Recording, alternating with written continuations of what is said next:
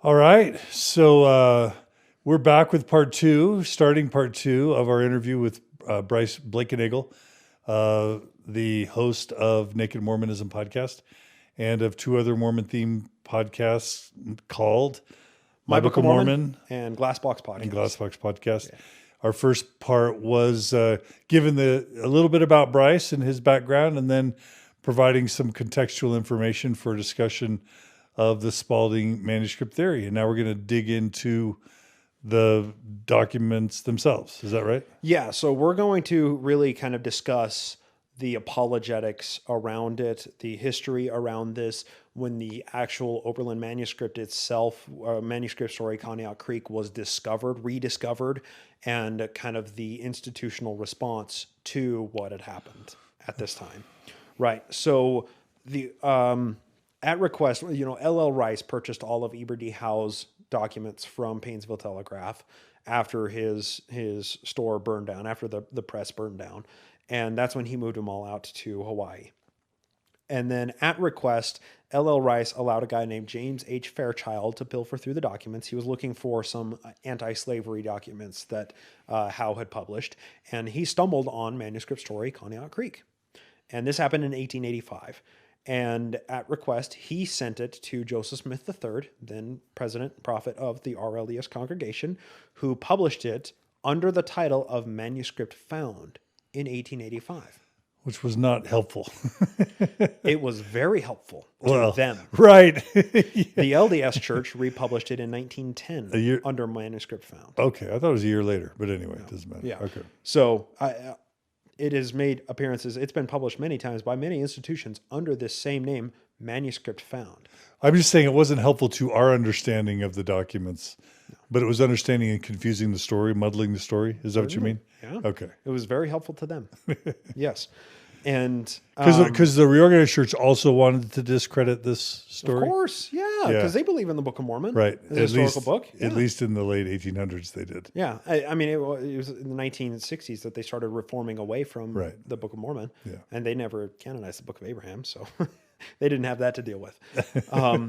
So then, once L.L. Rice and James Fairchild found the manuscript once they found Manuscript Story, Conneaut Creek, they examined it. They compared it to the Book of Mormon.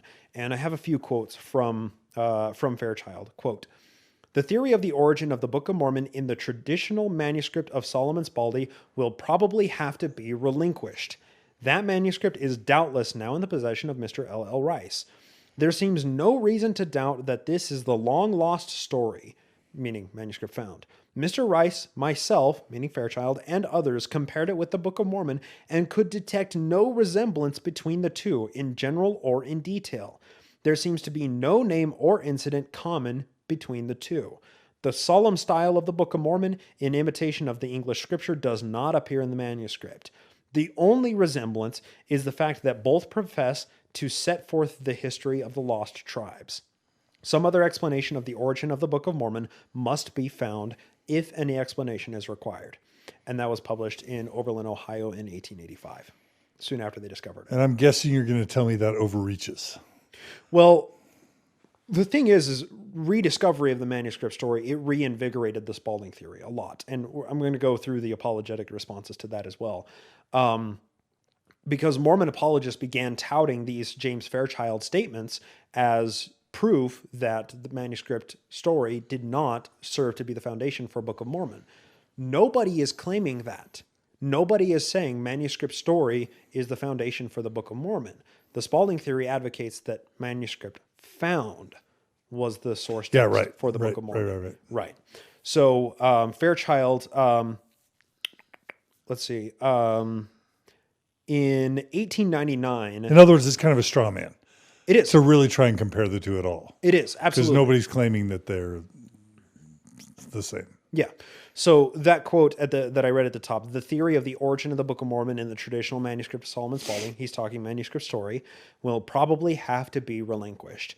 That was printed in 1899 by James Talmage, and then James Fairchild, who initially wrote that, responded to Talmage in 1901, quote, With regard to the manuscript of Mr. Spaulding now in the library at Oberlin College, Manuscript Story, Conneaut Creek, I have never stated and know of no one who can state that it is the only manuscript which Spaulding wrote, or that it is certainly the one which has been supposed to be the original of the Book of Mormon. The discovery of this manuscript does not prove that there may not have been another which became the basis of the Book of Mormon. The use which has been made of statements emanating from me is implying the contrary of the above is entirely unwarranted. So even Fairchild, who made the statement that, people saying that Manuscript Story is the foundation for the Book of Mormon will probably have to be relinquished. In 1901, he published that statement saying, I never said that this is the only book that Spaulding wrote. I'm just saying that this is not the foundation for the Book of Mormon. And anyone who reads Manuscript Story can come away with that assessment. It's very simple. Manuscript Story, Conneaut Creek, is not anything like the Book of Mormon, except for that central premise of explaining the Native Americans, right? And some discovered source text that was then used to produce the book. Right? Exactly. The introduction is very interesting. Yeah. Talmage continued to tout this same quote from Fairchild that Fairchild responded to in 1901. He basically ignored Fairchild's response to That's that annoying. Quote. Well, it's James E. Talmage. What do you expect? Wait, he's a pillar of scholarship. He's also employed by the church. Same with Leonard Arrington. Read that 1970 article about the James Gordon Bennett, the 1831 publication. You'll see, they all have their vested interests, right? They all are paid by the church. You're dashing my heroes. You're dashing my childhood heroes. I'm sorry. Maybe you should find better heroes. Sorry, not sorry. You're saying sorry, not sorry. Sorry, not sorry. Exactly. There are better heroes. But no, and I get it. These guys are pillars. Same with B.H. Roberts, right? I uphold B.H. Roberts as one of the most intellectually honest historians who worked under employment of the church of the 20th century, right? But that also is they all have a vested interest, both in their career and in their belief system, that requires them seeing a certain version of the church. Even Fawn Brodie, when she wrote No Man Knows My History, granted, after she published it, she received a lot of pushback and flack for it, and Hugh Nibley's entire career was born out of a response to her book. But even she wrote her book in the purview of Mormonism is the true religion, right? So we need to understand the perspective that most historians and most biographies that have ever been written about Joseph Smith and early Mormonism, they all come from the same perspective. That's just something we truly need to understand about the field of Mormon academia. Talmage continued to quote that Fairchild 1885 statement, and as of September 2018, the Spalding Manuscript Gospel Topics Essay, there is a Gospel Topics Essay for this, quotes, in 1884, a man named L.L. Rice found the manuscript among some papers he had purchased, and he turned it over to Oberlin College in Ohio. Rice and James H. Fairchild, president of Oberlin College, examined the manuscript and both certified it could not have been the source of the Book of Mormon. The church published the story in 1886. So, the church today, Gospel Topics Essay that was last updated September 2018, still holds to the idea Spalding wrote one manuscript. That one manuscript is Manuscript Story, Conneaut Creek, and it holds no similarity to the Book of Mormon. That's still the apologetic defense. That is accurate.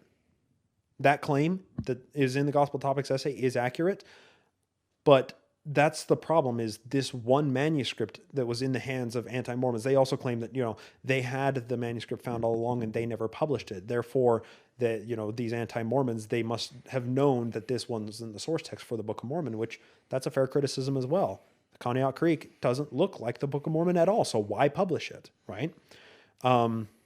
The essay never mentions the theoretical manuscript that we know as manuscript found. Never even mentions it.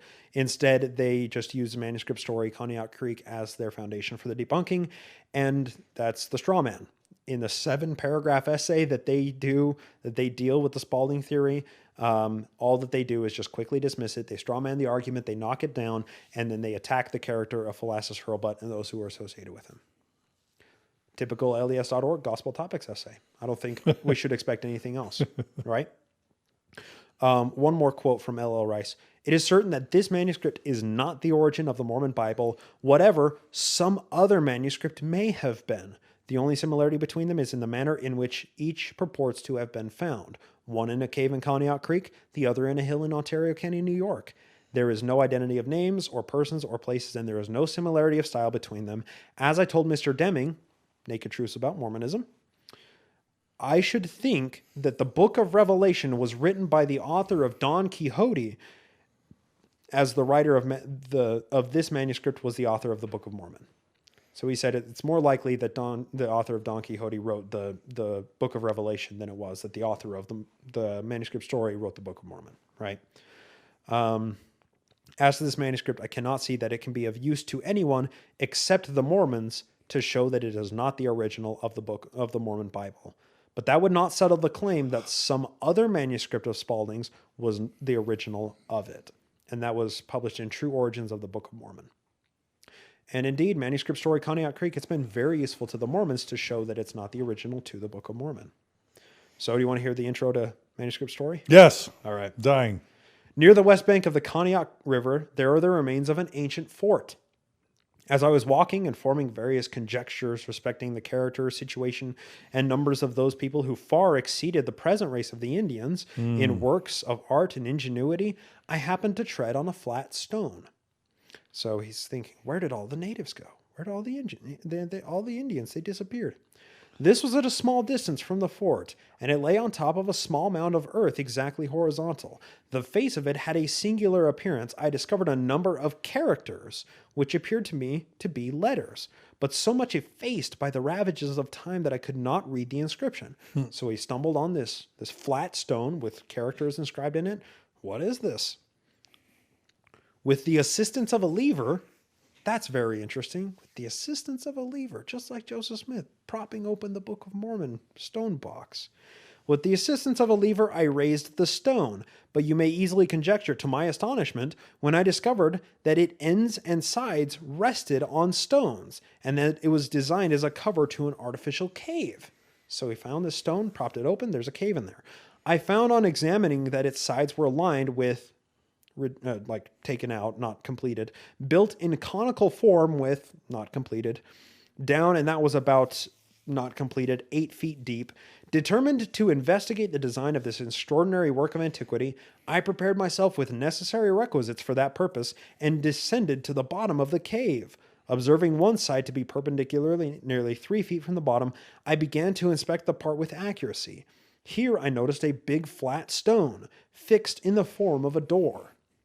I immediately tore it down, and lo, a cavity within the wall presented itself, it being about 3 feet in diameter from side to side and about 2 feet high. So there's a stone box in here. My mind filled with awful sensations which crowded fast upon me, would hardly permit my hands to remove this venerable deposit, but curiosity soon gained the ascendancy, and the box was taken and raised to open.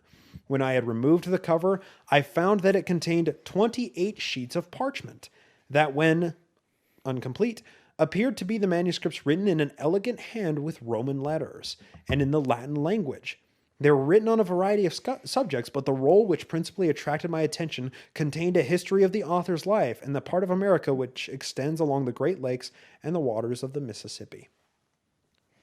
It goes on, but he found parchments in a stone box, in a cave that was covered by a flat stone, in a hill in Conneaut Creek. Yeah. If you're a person who's taking a story and who's changing it, who's, whether you're changing it, updating your previous manuscript, or you're plagiarizing it, so maybe it's an earthen box, let's change it to a stone box. So maybe not parchments, but maybe let's go with metal plates instead, right? We can see how this story could easily be adapted to be something that you and I believed in from a very young age. Yeah. So am I to understand it that he's somehow claiming that Romans turn into Native Americans? Yeah.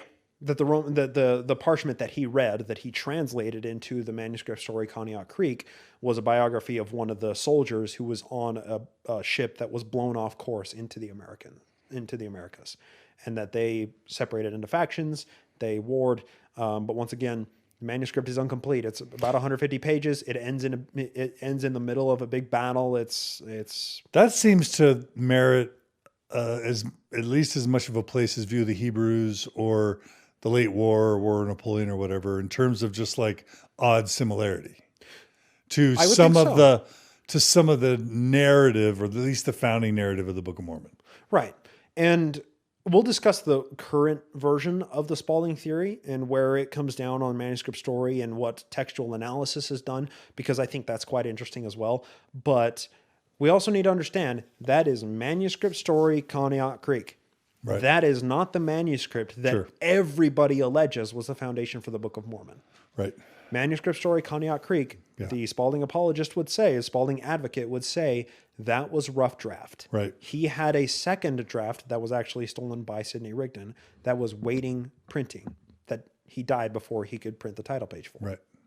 So it's just interesting. In 1886, Mrs. McKinstry, this is Matilda McKinstry, this is Solomon's daughter living at the time. She read Manuscript Story, Conneaut Creek, that was published by the RLDS Church under the title of Manuscript Found, and wrote a letter to A.B. Deming, who was writing his 1888 And I'm going to expose. guess she says that's not Manuscript Found. Stop calling it that. Dear sir, I have read much of Manuscript Story, Conneaut Creek, which you have sent me. I know that it is not the manuscript found which contained the words Nephi, Mormon, Moroni, and Lamanites. Do the Mormons expect to deceive the public by leaving off the title page Conneaut Creek and calling it Manuscript Found?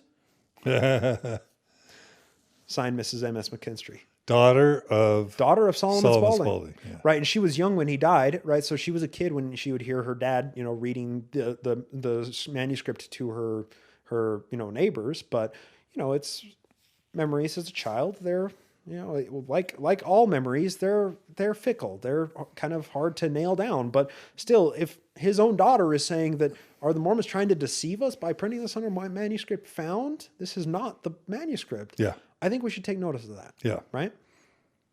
Now we get into some interesting details. I should also say that is a letter that is touted by Spaulding advocates. That was not published in Naked Truths About Mormonism, but it was in A.B. Deming's possession when he published his book. So I don't know why it wasn't published in his book. Maybe the pedigree of that letter is actually disputed and I'm not aware of it, but I haven't seen any scholar calling its pedigree into question. So I'm not sure where to land on that letter. But I just think that the content is very, very fascinating. So then there's this idea. Manuscript Found. If Hurlbut was able to collect Manuscript Story and Manuscript Found, maybe he sold it, right? So during the years when Manuscript Story, Conneaut Creek, was suppressed by Ebert E. Howe first and then by L.L. Rice unintentionally, there were many serious charges that were made by Mormons and anti-Mormons. And then on June 28, 1841, John Storrs wrote a letter in which he stated, quote, Dr. Hurlbut took the manuscript, meaning Manuscript Found. It is reported in Missouri, and he sold it for $400, that the manuscript is not to be found. I am suspicious that a deep and long game has been played by the Mormons to obtain and destroy the manuscript. Someone has got that manuscript and has got it secreted from the public eye. And if that manuscript cannot be found, in my mind will be proved that the Mormons have conveyed it away. The burden of proof is on the Mormons. To them it belongs to produce the manuscript. If they have got the manuscript and will not produce it, it is plain they fear its publication to the world will destroy their pretended revelation. That was published in A New Witness for the Christ. So soon after... That's B.H. Roberts' book? I think so, yeah. That's where he quoted it from, but the actual letter is from June 28th, 1841. And that's from volume 2, page 176 as well. So soon after that... So, I mean, the idea there that I'm hearing is that maybe the church, just like with Mark Hoffman, would have bought up the manuscript, destroyed it, because it threatened the church's narrative. Yeah. That's the allegation. Would the church do something like that? What's in that granite vault? So soon after John Storrs published that statement, it should be noted that Joseph Smith buried his original manuscript in the cornerstone of the Nauvoo house. And there's a late account of somebody saying that they watched Joseph Smith walking towards the Nauvoo house with the manuscript, saying, "I've had enough trouble with this thing," and buried it. That was once again recovered when the Nauvoo house was dismantled by Emma and Louis Bideman. That's interesting. So I wonder why Joseph would want to get rid of that. I don't know. Luckily for us, about 26% of it has survived. Well, I can see why. It's so different from the final text, all the changes, and it's just like let's just get rid of any reason why people would want to nitpick whatever the original transcription was from the printer's version, right? And there's a couple of responses to that, right? So Joseph Smith was notoriously protective of his documents, right? So when he was in Liberty Jail, he had Emma, he charged Emma with being sure to protect his documents, and she had, suitcases sewn together and tied around her belt so she could cross the Mississippi with, a kid in each arm, right? But in another respect, we have Joseph Smith deliberately burying the original manuscript of the Book of Mormon in 1841 in the Nauvoo house. Now, people would say that he did that because it forms the cornerstone of our religion, therefore it should be the cornerstone of the Nauvoo house. You'd wonder why it wasn't put in the cornerstone of the temple. I don't know. There's a lot of questions out there. It's just very, very interesting. And there's also no evidence to conclude that he deliberately buried it in response to John Storr's statement in 1841. Just the timing there happens to match up. So that's correlation without demonstrable causation. Now, in 1881, Hurlbut was actually interviewed, and he denied that he had ever sold or destroyed the manuscript. This is from Scribner's Monthly, October 1881. Quote, "I found Mrs. Davison, late widow of Reverend Solomon Spaulding. Of her I obtained a manuscript, supposing it to be the manuscript of the romance written by said Solomon Spaulding, called Manuscript Found, which was reported to be the foundation of the Book of Mormon. I did not examine the manuscript until I got home, when upon examination I found it containing nothing of the kind, but being a manuscript upon an entirely different subject. This manuscript I left with Eber D. Howe. Said Howe says the manuscript was destroyed by fire, and further the deponent saith not." End quote. So Hurlbut said, "I left Manuscript Story, Conneaut Creek. I got it, and I was excited that I had the actual manuscript found. When I got home, I realized it wasn't what I thought it was. Then I sold it to Eber D. Howe, and he has it with him, and it burned down in his with the Painesville Telegraph." Unbeknownst to Hurlbut and to Howe at this time, when he gave that in 1881, 4 years later, L.L. Rice and James Fairchild rediscovered the manuscript with all of the old Painesville Telegraph documents. Then A.B. Deming says that Howe told him, quote, "He did not know what became of it. He supposed it was destroyed when the newspaper office was burned. The files of the Telegraph House paper in 1836 to 37 to 38. That's when they were burned.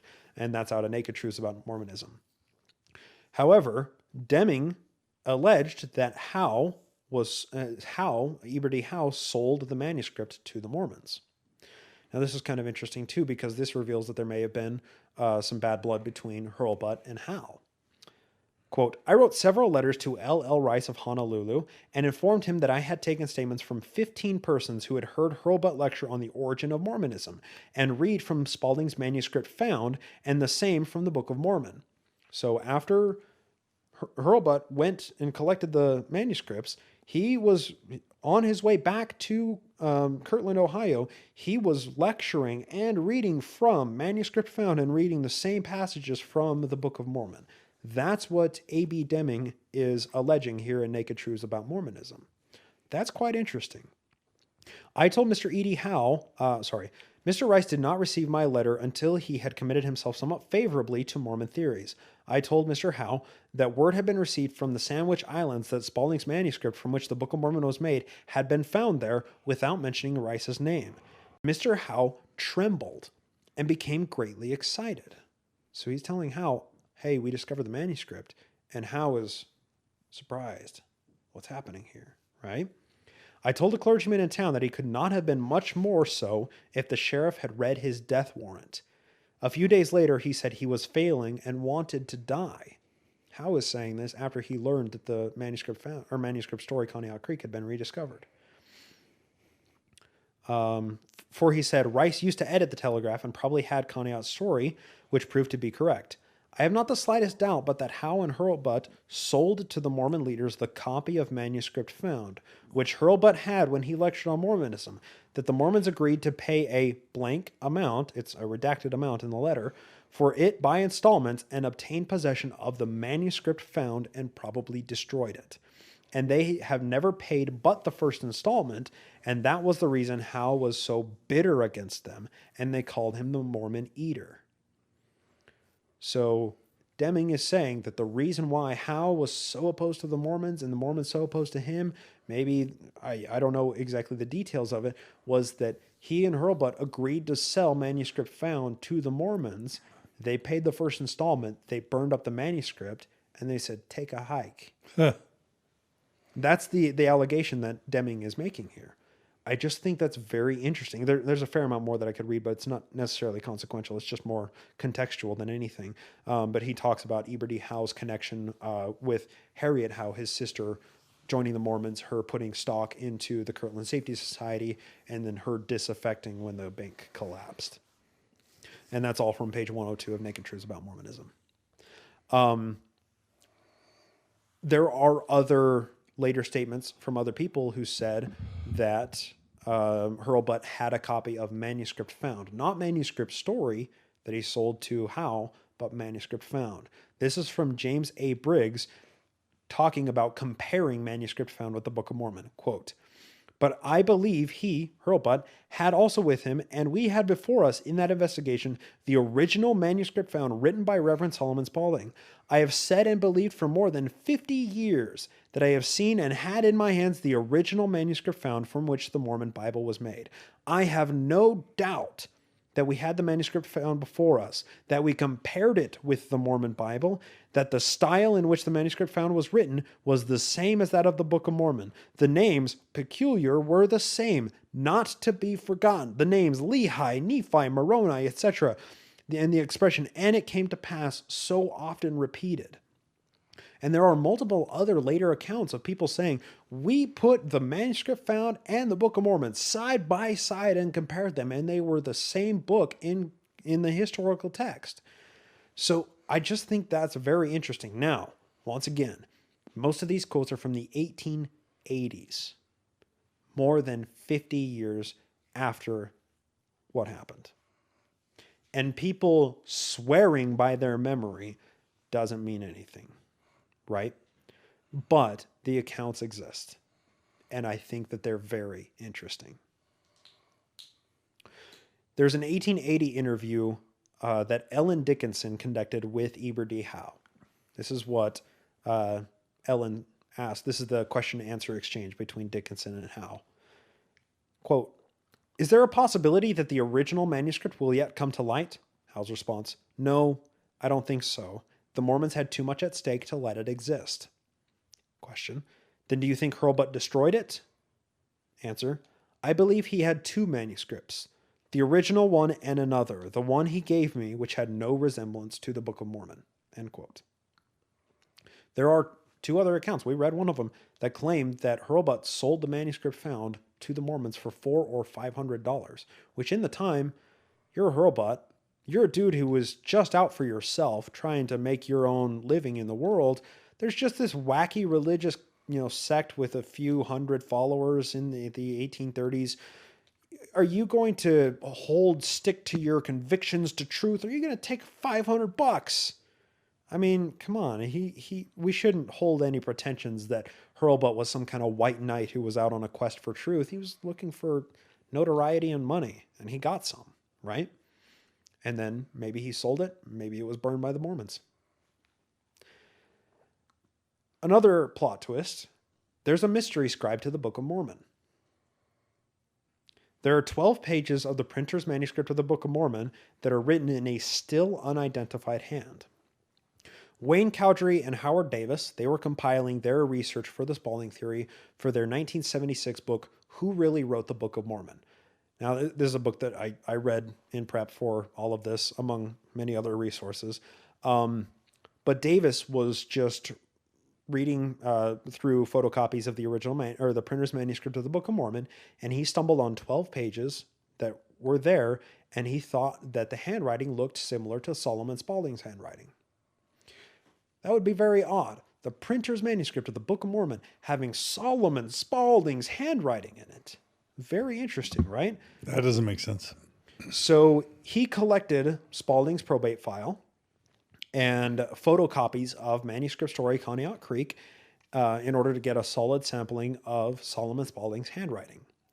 Then he sent copies of all of these Spaulding handwriting samples, along with photocopies of the 12 printer's manuscript pages that are still unidentified, to 3 different handwriting experts in the 1970s. And a fiasco ensued. 2 of the experts, Howard C. Dolder and William K., they certified that at their first examination of the photocopies of all of these, the 12 pages in the Book of Mormon were unequivocally Spaulding's handwriting. These are 2 handwriting experts that made the assessment that this is Spaulding's handwriting. Now, these 2 guys were forensic handwriting experts with a combined 60 years of experience in the field of handwriting analysis, and they are frequently called to testify in California courts as expert witnesses on cases. The 3rd expert, Henry Silver, made a preliminary examination of the documents compared, and he chose to withhold making a full report until he could examine the actual documents, as opposed to these 1970s Xerox copies, right? We can understand that. 1970s copies of stuff. Okay. So then, before their book, Who Really Wrote the Book of Mormon, was published, the authors wrote an article in an LA newspaper, the LA Times, I believe it was, which claimed that they had a scientific proof that the Book of Mormon was a forgery, and that blew the story up. And then began the onslaught against these 3 handwriting experts, Howard Dolder, William K., and Henry Silver. Henry Silver was the first one to pull out of the fiasco. He was 86 years old when he did this. He had, I think, 45 years of experience in handwriting expert. And I'm taking a bunch of this from their page on it about this fiasco on UTLM. Quote, "The first expert to be consulted was Henry Silver. He told the LA Times, 'It is my definite opinion that all of the questioned handwriting were written by the same writer known as Solomon Spaulding,' meaning the 12 unidentified pages from the Book of Mormon." Do you know which book they're associated with? So they're just examining the handwriting of Spaulding from Manuscript Story Conneaut Creek and from his probate file, and then comparing that with the 12 pages. Right, those 12 pages. Do you know what book they represent in the Book of Mormon? Is it Alma? Is it Mosiah? I don't have that in my notes. I think it's out of Mosiah, but it said it in the book, but I can't remember what it is exactly. It is interesting. I do remember that it included some theological parts, which is very interesting because that runs counter to what people claimed about the manuscript found part, was that there was no religious aspect, that Rigdon added all the religious aspect, but there is, in these 12 pages, there are points that talk about theology. So that is quite an interesting detail as well. Another plot twist. July 9th, 1977, the Salt Lake Tribune reported, quote, that one of the 3 handwriting experts hired to check the authenticity of the Book of Mormon has withdrawn from the assignment. He said he decided to withdraw after publishing reports that he agreed 12 pages of the Book of Mormon were written by Solomon Spaulding. "That is not true," Mr. Silver said. "I have told news representatives that I could not say that without examining the original writings of Solomon Spaulding, not just the photocopies provided by the 3 California researchers." So the original report that said Henry Silver claimed that, this is all the same author could have been fake news at the time. It's kind of tough to tell what happened. Finally, in Christianity for Today, October 21st, 1977, quote, "Analyst Henry Silver, 86, dropped out of the case without offering a final opinion. He had examined the Mormon manuscript, but withdrew without seeing the novel manuscript at Oberlin. Obviously disturbed by all the controversy surrounding the case, Silver claimed that he had been misrepresented in the initial press accounts, that he had not been told at the outset that the Book of Mormon authorship was involved, and that Walter Martin, the person who financed the research, had a vendetta against the Mormon Church. And that's why he pulled out. And then some people also claim that Henry Silver withdrew because of influence from the church or possibly death threats, but he responded to these by saying no, that never happened. Eventually, Howard Doler told the Times, this is one of the other handwriting experts, quote, "This is one and the same writer," talking about all the manuscripts he saw, "assuming that the photocopied material he was furnished is a true copy of the original documents in Salt Lake City. William Kay, the third of the document expert, wrote in 1976, it was his considered opinion and conclusion that all of the writings were executed by Solomon Spaulding." So in the mid-1970s, you have 3 different document handwriting experts saying that Solomon Spaulding wrote these 12 pages in the Book of Mormon printer's manuscript that still the scribe to this day is unidentified of. Now, plot twist. Gerald Tanner was bereft of the whole situation, right? Gerald Tanner actually called William Kay and said, "Hey, can you go down with me to the church archives and we'll review the 12 pages and compare it with photocopies of Spaulding's handwriting? Let's look at it." This is from Gerald Tanner's report of the incident. Quote, "At any rate, Mr. Kay and myself continued to examine the documents. We were treated with courtesy. I began to note and discuss the important dissimilarities between the photocopies of the Spaulding manuscript and the writing in the Book of Mormon manuscript." So Gerald Tanner is saying, hey, this T doesn't look like this T. You said that these are the same handwriting, but this T doesn't look like this T. So what's going on here? Then the final blow came to the California researchers' theory. This was the revelation dated June 1831, known as Section 56 of the Doctrine and Covenants. The church voluntarily produced this revelation and invited Mr. Kay to inspect it. The claim has been made that Mr. Kay did not see the original of this revelation. I'm absolutely certain this is incorrect. Both the original revelation and a photocopy were given to us for inspection. So they found that this Doctrine and Covenants, Section 56, looks similar to the 12 pages from the original printer's manuscript, right? I noted that the date at the top and the fact that the paper appeared to be very old.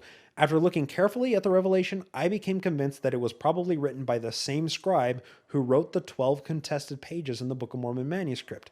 Both manuscripts, in turn, differed from Spaulding's work in important features. So Gerald Tanner, not a handwriting expert, is saying, hey, these don't look the same. But 3 different handwriting experts who are called to testify in forensic cases in California with a combined, 80 years of experience among all 3 of them, said at their first assessment that they are the same handwriting. Quite interesting, right? After the story was published, this is from Gerald Tanner, we were met with some very strong criticism. Some Christians who had been working with the Mormons felt that we had betrayed their cause. They seemed to think that we were working against the purposes of the Lord and that we should keep quiet about our findings. We do not hold any bad feelings about this. We know that these people really believe the discovery is authentic and that we are misled in our conclusions. So Gerald and Sandra Tanner even received pushback that they were helping to debunk these 3 handwriting experts that were claiming that it was all Spaulding's handwriting.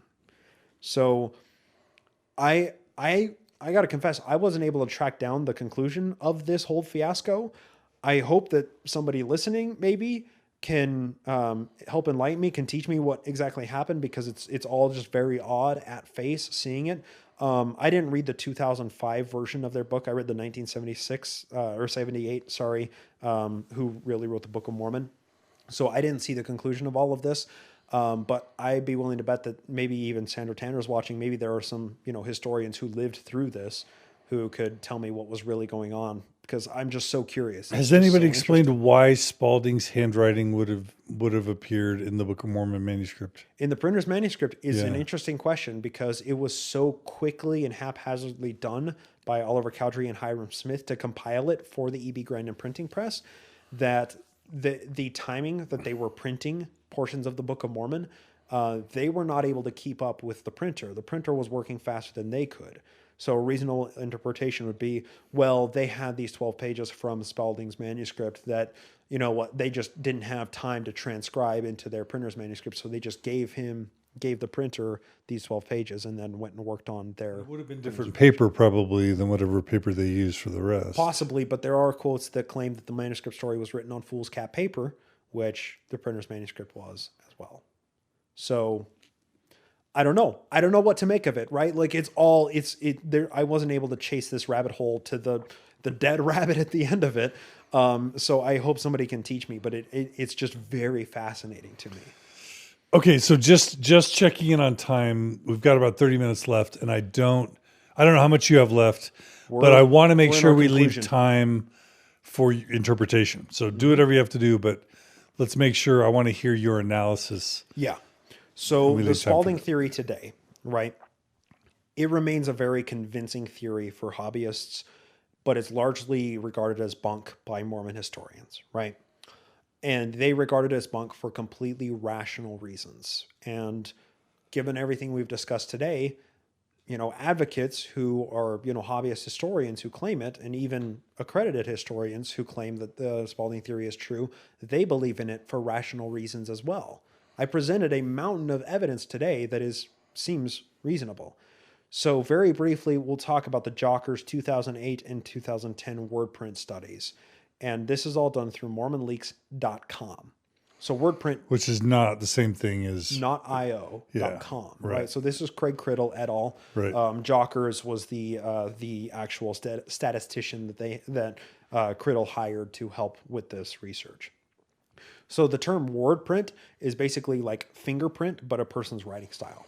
Everybody has a unique wordprint and writing style. So basically, Criddle, Jockers, they compiled all of the pre-1830 writings they could from Spaulding, from Rigdon, from Pratt, from Cowdery, and unfortunately not from Joseph Smith, because the amount of pre-1830 writings we have from Joseph Smith are almost non-existent. Right. I think there's one letter, maybe two letters. So that's it. Very little to ascertain his wordprint with a solid data set. So they examined this, and they were able to determine that 72 of the 239 Book of Mormon chapters were written by Oliver Cowdery. 24 chapters were taken straight from the King James Version Bible or were slightly modified. They found that Spalding's plagiarized from earlier books make their way into the Book of Mormon, especially in Mosiah, Alma, Mormon, and Ether. But Spalding's signal of his wordprint is nearly absent from 1st, 2nd, 3rd, and 4th Nephi, which is quite interesting, and also from the minor prophets, Jacob, Jerem, Omni, so on and so forth. They also found unique words of Spalding present in Alma, Mosiah, Alma, Mormon, and Ether. And that's interesting, because if the 116 pages got lost and they had to rewrite something, then there's it's less likely that would have come from Spalding. Did I get that right? That's exactly right. Okay. Yeah. Okay. Well, and it's also worth noting that the most autobiographical parts of the Book of Mormon come from 1st and 2nd Nephi. That would have come from Joseph's story. Exactly. Which is younger brothers, a younger brother named Sam, older brothers, the Lehi's dream, which is, Joseph Smith Sr.'s dream. Exactly. All that stuff. Yeah. And Spalding's theory is almost non-existent through 1st and 2nd Nephi. Right. And all those earlier books, okay. Which were also the latest authored. Those were the latest written. A Jocker study also attributed 76 Book of Mormon chapters directly to Spalding. The proper nouns. Now, the proper nouns we find in the Book of Mormon, right, they show the fluctuation of proper nouns shows a higher signal in the Spalding chapters as well. And now, granted, these are all wordprint studies. We're going to talk about the faults of this study. But they showed a higher signal in Alma, Ether, Mosiah, and Mormon that are attributed more to Solomon Spalding, where he was coming up with his proper nouns. And that's when we have like Ammon and Ammonihah and, like all of these Mosiah, Mosiah, and Lehi, Lehiha, all of these things, right? That's where we see the preponderance of these proper nouns coming into play are in Spalding's more higher signal chapters as well. Now, the refutation of this, and granted, this is the 2008 data that they used. That did not factor in Joseph Smith. So you can immediately see that there's kind of a problem here. But the problem is we don't have enough of Joseph Smith's pre-1830 writings to ascertain his wordprint. So they did factor in what they could into a 2010 study, and they reran it with very little difference in the actual results. Now, the refutation of this, Jocker's methodology that they used, this nearest shrunken centroid method, which I can't begin to wrap my mind around, they also used it to, not Jockers, but I believe it was Fair Mormon, used their methodology to examine the Federalist Papers. With Hamilton, right? Or Hamilton, that's what it was, yeah. Of the Federalist Papers. He was one of the three authors. Yeah. It was Adams, I think, Madison, Adams, and Hamilton. Yeah, I think so. So they applied the same method, and it turned out that Rigdon and Spaulding came out as the authors of the Federalist Papers. I think that if you left Hamilton out of the equation, and they're basically saying who you leave out makes all the difference in the world. Exactly. Yeah. And if you're leaving Joseph Smith out of the author pool of the Book of Mormon, it's it's a little problematic. Not to mention who else you might be leaving out that you don't know. Exactly. Well, that's an interesting point too. Yeah. So the Jocker study could be a perfect example of garbage in, garbage out. GIGO, this is something that happens all the time in statistical reporting, is if you put crap data in, you're going to get a crap result, right? But that doesn't mean that it's flawed. That just means that it needs a lot of tweaking to not be considered statistical hacking. So, once again, because Joseph Smith we don't have any of Joseph's writings prior to 1830, or very little of them, that really kind of denigrates the ability to plug him in as a possible author. So let's conclude. We have the strength of the Spaulding theory, right? If Spaulding theory is true, it explains the complexity of the Book of Mormon that apologists love to point to as saying that it's authentic and that it's divine, right? Because that means that it was written by a Dartmouth-educated Revolutionary War veteran in his 50s, and it was added to by a preacher and theologian who was trained by Alexander Campbell, right? That could make, we would understand, for quite a complex book. It also accounts for the consistency in historical matters, and it explains why the theology reads differently and almost exists as like standalone insertions between chunks of history, right? So when we're hearing theology in the Book of Mormon, it's usually like stuff is going on, and then a prophet stands up and makes a speech, and then more stuff goes on, right? So that reads like it was just inserted. Right? Copy paste.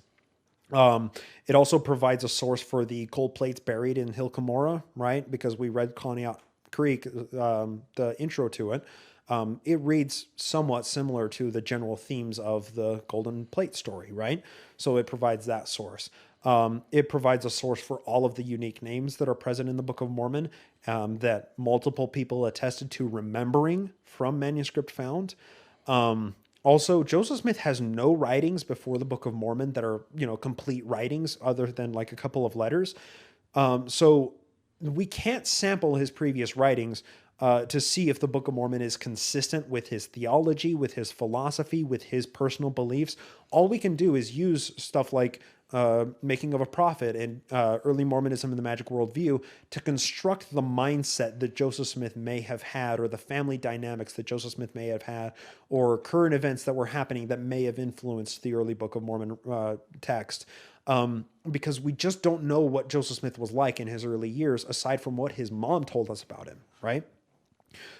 Whereas when it comes to Spaulding, we have his previous writings. We have his probate file. We know that he was a Revolutionary War vet. We know that he read a lot. We know that Sidney Rigdon read a lot. He was a constant reader. He had a massive personal library. Joseph Smith's dictations are filled with corrections and changes. The Book of Mormon original manuscript has very few like big chunks that are blacked out and huge corrections. There's minor like misspellings and stuff that are changed. But in my opinion, that, and I'm probably woefully ignorant on this, but in my opinion, that makes it read like the original manuscript is more of a copy than it is like a direct dictation. But I mean, this is making a foray into a field that I'm woefully underinformed on. And of course, the refutation here is that the Book of Mormon is a simple and it's a terrible book. Joseph Smith could have easily had the mental capacity to author it, and that is true. Okay?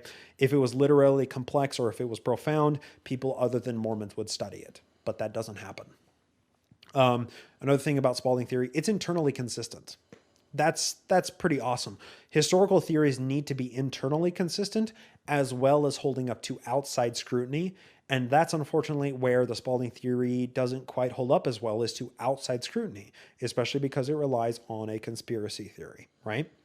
And then Mormonism Unveiled is used as a source for a lot of early Smith family dynamics from, interviews with neighbors and so on and so forth, but a lot of these Hurlbut affidavits concerning manuscript story or manuscript found, they're really not discussed much because they are only relevant to the Spaulding theory.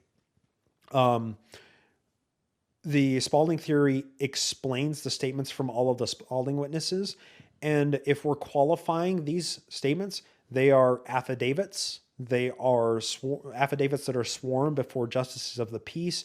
Most of them do not have familial connection with each other. Most of them are just neighbors. The people who are making those statements, they don't have any agenda other than, hey, we don't like Mormons, which whatever. They don't have anything to gain by making these accusations. They never retracted their statements, but later versions of their affidavits, later statements, expand and corroborate those earlier statements.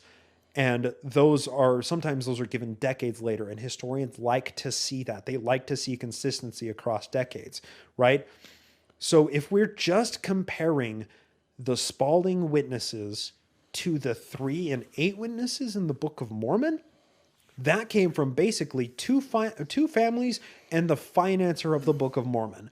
A small number of later testimonies from those same people, from very few of them, never perfectly corroborate the witness statements in the Book of Mormon. Some of the statements from Martin Harris directly contradict what was said in the witness statements. And he's not exactly trustworthy when it comes to spiritual matters. None of them are affidavits. They all had a vested interest in seeing the Book of Mormon as a historical text and people from the outside believing it. They all had an agenda, and none of them were provided much detail of the plates. They were all very general descriptions, and even Martin Harris said it was through their mind's eye that they saw the angel. And then also, they were not individual statements and individual affidavits. They were one statement that were signed by all of these people. In the same handwriting. In the same handwriting. Right? Well, the copy that we have is, right. The original that doesn't exist, it's no longer extant. That was probably signed by all of them. But in that statement, it was crafted by Oliver Cowdery and Joseph Smith, and they certainly had a motivation, right? So if we're just Wait, you forgot one thing. They were all kind of shady dudes. They were all shady dudes. Right? They were all like into folk magic or just questionable behaviors. That most of their neighbors, by all standards, they weren't people of high repute. Exactly. Most of their neighbors held nothing but utter contempt for every one of those witnesses. So you're Whereas saying the Spalding witnesses, most of them are justices of the peace and like people of irreproachable character who don't have none of their neighbors had anything bad to say about them. You're basically saying the Spalding witnesses were way more credible than the Book of Mormon witnesses. There's also 36 individual statements. Yeah. Right. And those are all individual statements spanning decades, right? Not just a single signed statement that's in the same book that says this is totes true, yo. Believe us. So if we're forced to choose between the believing narrative and the Spalding, if those are our only two options, what are we going to pick? Unfortunately, we don't buy the believing narrative. So right. Well, you don't, I don't. Right. But if we are forced to pick between the two, if we have a scale of justice, it's one or the other. I mean, the one of the believing narrative, the foundation that it's built on, I mean, it can't be proved to exist. So that the balance is always going to tip into the favor of the Spalding theory. Right. But that's a false binary. But yes, you're right. It is right. I'm saying if we're forced to choose between the two, right? Yeah. Also, the Spalding theory satisfies all of these accusations. It accounts for all of the evidence that we have that concerns the Spalding theory. It satisfies accusations of conspiracy between Joseph Smith and Sidney Rigdon that were made by multiple contemporaries for their entire history together. And even if some of those accounts are late and antagonistic. Also, the institutional response to the Spalding theory has been first absent, second inadequate, and then third deliberately dishonest since Mormonism Unveiled was published. Right, the first refutation was published by Sidney Rigdon in 1839. We don't have time to go through it, but it contains demonstrable falsehoods. It's terrible. But also, Sidney Rigdon was in a fragile state of mind. In May of 1839, he had just broken out of Liberty Jail, and everybody knows that Liberty Jail was really hard on him. He was in swoonings, and he was convulsing. He was having a really hard time. He was sick, wasn't eating very well. But there are multiple falsehoods. We can maybe go through them at a different time. And then also the modern apologetic defense of this, it relies exclusively on the existence of only one manuscript that was ever penned by Solomon Spaulding. And that's just dishonest because that's not what is alleged by the Spalding theory, right? And that's the institutional response of the entire field of Mormon history academia, is that we don't have the manuscript found. We don't have the second theoretical manuscript. Therefore, that's the flaw. So let's talk about the weaknesses, because there are many weaknesses with it. It requires conspiracy, right? It is a conspiracy theory. Now, any historical model that requires conspiracy among many individuals, it's pretty quick to collapse under its own weight. So we have Rigdon and Joseph Smith working together, conspiring, right? They crafted the Book of Mormon, but who else? Oliver Cowdery, certainly he has to be in on it. David Whitmer, probably the whole Whitmer family. Emma Smith, she had to be in on it. William Wines Phelps was probably in on it too, because he, said, let's go convert Sidney Rigdon. Probably all 11 witnesses, except maybe Martin Harris, were. The entire Smith family, all of the Whitmer family. How big does this have to get? Right? Does the leadership know today and they try and suppress it? Did B.H. Roberts know about it when he was compiling History of the Church? Did he know that it was true and did he actively suppress it? Did Brigham Young know about this? Right? So conspiracy theories have this ability to expand and expand and expand and expand. And the more people that you incorporate under this umbrella, the more fragile it becomes. And the Spalding theory requires a massively expansive group of people to all be in on it. That's a major flaw. Also, it's almost entirely based on witness testimony that's based on fallible memory, right? And those are remembering events nearly 2 decades in the past. That's a serious problem, right? Memory is really bad. The Spalding witnesses could easily have read the Book of Mormon, and the Book of Mormon shaped their memories subconsciously, right? The thing is, like, Book of Mormon manuscript found, if it ever existed, they're common books. This was an entire genre of pseudo-history that was going on at the time. People were writing books like this all the time. People hearing passages like, and it came to pass a lot. That was a literary style. And then reading the Book of Mormon 20 years after the fact could have easily shaped their minds. And that is the main accusation, or the main refutation that historians make. And it is definitely a merited accusation, or a merited refutation. I definitely think that holds explanatory power. Also, we have that Spalding clearly wrote a book that was similar to the Book of Mormon, but because they were so common, so what? So what? I mean, we have Elias Boudinot and James Adair's books. We have Ezra Stiles and William Penn, early founders of the country. These people, they all believed in these similar ideas that both books were purporting in order to explain the Native Americans. And the thing is, like, Joseph Smith was entirely capable of writing the Book of Mormon, right? He was entirely capable of it, and then positing, or at least of dictating it. Or dictating it, right? Yeah. When I say writing, I say dictating, or using ghostwriters, right? Right. So positing conspiracy theories to explain the Book of Mormon that A, denigrates his own intelligence, and B, it creates unnecessary complexity. Yep, that's Hamer's argument. Well, that's the argument of all historians who think that the Spalding theory is bunk. It's unnecessary complexity. Yeah. It is not the most parsimonious conclusion. The Spalding theory isn't. Most parsimonious is Joseph Smith fabricated it. And full stop. Yep. One dude wrote a book. He made a religion about the book. We don't need any more explanation beyond that, right? Historians can't actually document Rigdon and Smith being in the same place at the same time prior to 1830. All we have is accusations from eyewitnesses, right? We don't have any single document that places them at the same place at the same time. If they were conspiring, they would have to be in contact probably pretty frequently throughout most of the 1820s. But the thing is like, a month time was enough time for one of them to get to the other's place, stay a week, and then come back. And there are plenty of month-long holes in Joseph Smith's timeline and Sidney Rigdon's timeline in the mid to late 1820s. So that's not necessarily a problem. It's the fact that we can't document them in the same place at the same time. That's a serious problem. Historians also have a hard time getting Spalding's manuscript into Rigdon's hands. We have the connection of the Patterson printing press, but we also have Rigdon's direct denial that he was ever there at the time when he could have attained the manuscript. So that's kind of a problem, right? But we would also expect, if it were true, for Rigdon to just blatantly out and out deny it. So that's something to deal with as well. And again, we know that sometimes he did dissemble. Rigdon did. Yeah. On other issues.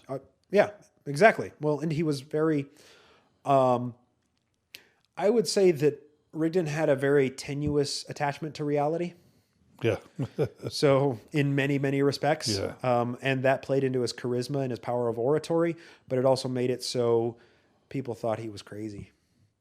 And that very possibly was from a childhood head trauma, right? The word print study refutations, Fair Mormon did their own word print study. I thought this was hilarious. This is on fairmormon.com.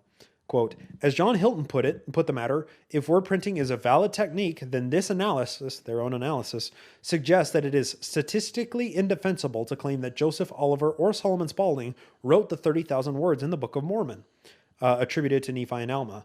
The Book of Mormon also contains work written by more than one author. Critics who wish to reject Joseph's account of the Book of Mormon's production must therefore identify multiple authors for the text, and then explain how Joseph acquired it and managed to pass it off as his own. So that was a result of Fair Mormon's own word print study on the Book of Mormon. They found that there are multiple authors. So in reality, they shot themselves in the foot, right? Because if Joseph Smith is the sole author, that's the believing or the non-believer's narrative.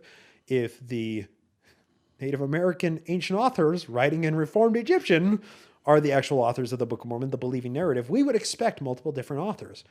But we don't have Reformed Egyptian or gold plates to sample the word prints of the Book of Mormon author historians in order to find their word prints to ascertain if they are the authors of the books that claim to be written by them, right? So the Fair Mormon interpretation is just laughable of all of this.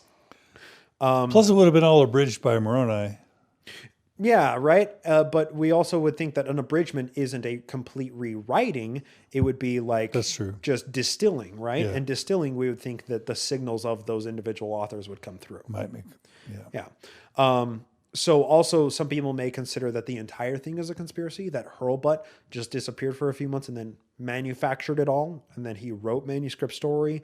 That's just laughable.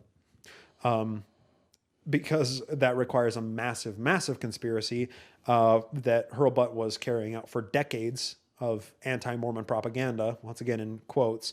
But the major flaw in that is also it would require his conspiracy after his own death. So take that for what it is. And then the single greatest weakness of the Spalding theory, we don't have manuscript found. The theoretical manuscript that the entire theory hinges on, we don't have it to examine it, right? If it ever existed, we simply don't know what it contained, which means that those who hold to the Spalding theory, they can claim just about whatever they want to have existed in that book, which is not very usable, right? And my friend Dan Weiss, I'm sure listeners have seen him posting up in Mormon Stories Facebook group. He's recently done a text analysis of Manuscript Story Conneaut Creek to the Book of Mormon. The similarities that he's found, he sent me his preliminary research, and I find them to be superfluous connections. There are phrases like at the head of, march towards the land, overthrow and destruction, immense slaughter, blood and carnage. Those are phrases that anybody in the 19th century could use for many purposes. So any connection to the Manuscript Story in the Book of Mormon, as plagiaristically speaking, they're just at face. There's nothing really to it. So where do I come down on all this? Tell us, Bryce. Why don't you tell me what you think? I was just thinking about this right now.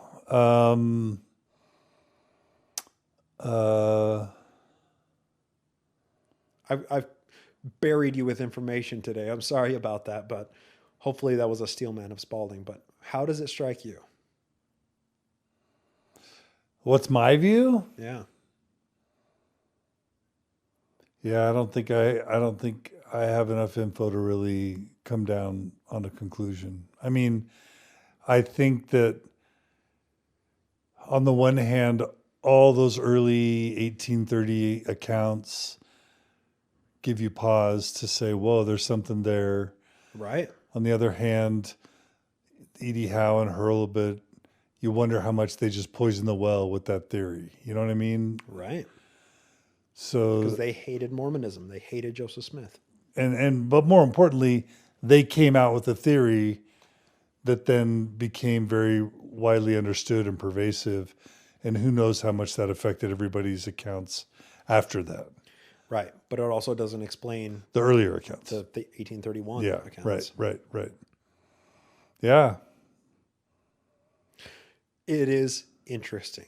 Yeah. I think we can both agree on that. It's interesting. I'm glad we did the interview for sure. Absolutely. If not, just to show how brilliant you are. I appreciate that. Trust me, anybody John Hamer presenting the Spalding theory would have done a far better job, and he would have done it with visuals.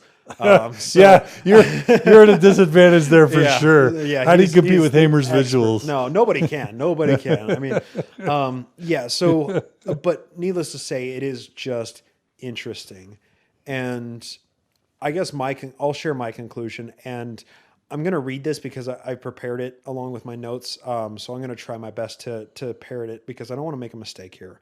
I'm an example of somebody who started out with convictions, surety, and knowledge about the Spalding theory. My early episodes reveal that. For it. Yeah. Advocating for it. Yeah. And totally believing. And I've had a lot of conversations with friends in the ex-Mormon sphere talking about the Spalding theory, totally on the believing side of it, right? However, after learning a lot more information, after doing a lot more reading, I've transitioned into more of moderate uncertainty and healthy skepticism about it, right? So the Spalding theory is super fascinating, and it's really persuasive, especially to those who are just learning about the history of Mormonism for the first time, or who don't have their legs in the field of Mormon history, right?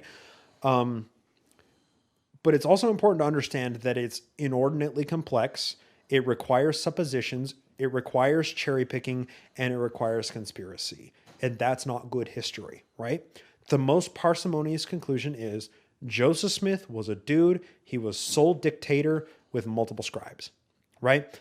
As for myself, I am more than happy to live in a world of uncertainty when it comes to the Spalding theory, because this is information and our beliefs in that information don't matter. The information exists completely disconnected from what we believe in it, right? I don't know of any historian, with all that said, I don't know of any historian worth their salt who, if the authentic manuscript found surfaced, and it is what the theory claims it to be, who wouldn't immediately change to believing that the Spalding theory is the most parsimonious conclusion. Because that's how science works. That's how history works. History is a social science. That's how history works. And any historian who wouldn't do that, well, they obviously have ulterior motives, right? So one conclusion that we can all come away with is that the Spalding theory is infinitely more plausible than the believing narrative that we know of today. Yes. Infinitely, because it doesn't require God in the equation, which can never be proven, that can never be demonstrated, and that is just a concept that doesn't belong in history because that's theology. Some sources, MormonThink.com, SolomonSpalding.com, and SydneyRigdon.com. Those are just information repositories run by Dale Broadhurst. Who really wrote the Book of Mormon? It was the version of the Spalding book that I read for this. But the Spalding Enigma is a 2005 update of that. Those are just some fantastic sources. And also MormonLeaks.com, not MormonLeaks.io. You know, I'm friends with Ethan and with Ryan. That's not the same. MormonLeaks.com is where they have 8 different slideshows that go through the entire evidence of the theory, along with the data from the Jockers 2008 and 2010 study. If you don't know anything about Mormon history and you watch those 8 slideshows, I can almost guarantee that you'll come away believing that the Spalding theory is true. So understand that if you're going to go down the rabbit hole of MormonLeaks.com, know that, you know, that's a fantastic conclusion of it. You're probably going to believe in the Spalding theory, but just know where the criticisms are of it, right? More information is always more power. So with all of that, I really hope that everybody does just that. Make your own conclusions, make your own comments, draw your own conclusions, but do so with as much information as possible, right? And of course, if you've enjoyed this deep dive, that's what you get every week on Naked Mormonism. And of course, John, want to appreciate you, or I really appreciate you inviting me for this. I've really had a good time. Yeah, we've got to have you back. Okay, wait, I want to ask you this one last time. If I were to restate your theory, it's that you're comfortable living in ambivalence, not coming down on any side. Is that what I heard you say? Yeah, that's the way that a proper skeptic should operate. No, but come on, I want to push you just a tiny bit. Feel free. Do you lean towards sort of the Spalding theory as the best explanation, as the explanation you feel? It's far from the most parsimonious, and any judgments on what I believe in, what version of Mormon history I believe in, Spalding or sole authorship theory, my beliefs in it don't matter. But just what's your heart of hearts? I choose to withhold belief in any of them because I'm skeptical. You're willfully, intentionally suspending a conclusion. Exactly. You don't want to reach a conclusion based on inadequate evidence. Yeah, and also I will say that the Spalding theory, because of the way that the field of Mormon history has kind of seen it as like the bastard stepchild of Mormon historical studies, there really hasn't been as much attention paid to it and as much research done in it because most historians think that it's open and shut false. And I'm always an advocate for more information, for more study, even if more study proves to be fruitless. Yeah. So I think that it's important to just study to your heart's content and make your judgments based on as much information as you possibly can acquire. And that's the only honest way to live your life. But maybe one conclusion worth noting is you certainly do not rule out the Spalding theory. No, I would never rule it out. I also don't. You think there's enough there to at least keep an open mind about it? Yes, but I also need to say that I also don't rule out the believing narrative. However, those aren't in the same planet. Well, that's the thing, is they're not on the same planet, right? The chances that it is actually possible, right? So it's plausible if you believe in God. It's plausible if you don't believe in God, but you first have to demonstrate that God exists, that God interferes in our lives, that God chose Joseph Smith, that God gave him the power, right? You haven't even demonstrated the first premise, right? So the chances that it's actually possible are so infinitesimally small that I don't ever see it being a possibility that I would believe that the believing narrative is the true version, right? But I withhold a judgment on the sole authorship theory as opposed to the Spalding theory because that's the way to live a skeptical life. I love it. Thank you. Well, Bryce, we got to have you back. How does that sound? That sounds really good. I had a lot of fun today. Also, just if you don't mind me plugging one last final thing, I'm also listener supported all through patreon.com/Naked Mormonism. And there's a whole bunch of extra content over there for anyone who wants to toss me a buck a show. So your Patreon link is? Patreon.com/Naked Mormonism. Okay. So I do Mormon history and culture full time, just like you. Wait, you're a truck driver?